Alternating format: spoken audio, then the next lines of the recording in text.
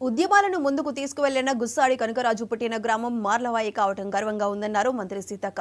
కొమరం భీం ఆసిఫాబాద్ జిల్లాలోని మార్లవాయి గ్రామంలో మంత్రి సీతక్క పర్యటించారు. ఆదివాసీ హక్కుల కోసం పోరాడిన గడ్డపై వారి సమాధి ఉండటం ఎంతో గర్వంగా ఉందన్నారు.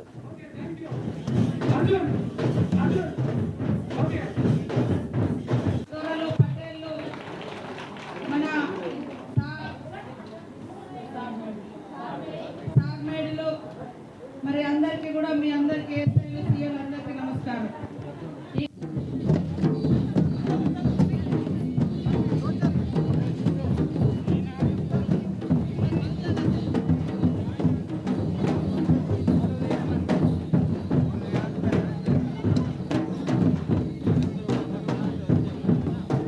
ఇక్కడ ఎక్కడో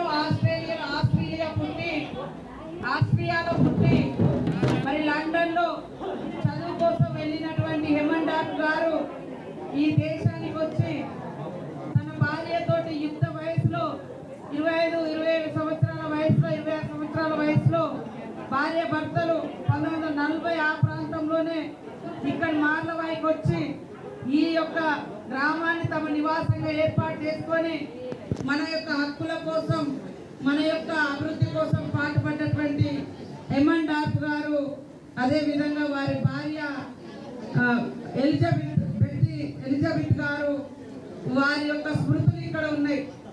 అదే విధంగా అంతే స్థాయిలో ఇంకా దేశానికి మరింత ఆకర్షించే విధంగా మన నృత్యాలను ముందుకు తీసుకెళ్ళినటువంటి మహనీయుడు కనకరాజు గారు కూడా పుట్టిన గ్రామం మన మార్లవాయి మన అందరికీ కూడా ఎంతో గర్వకారణమని ఈ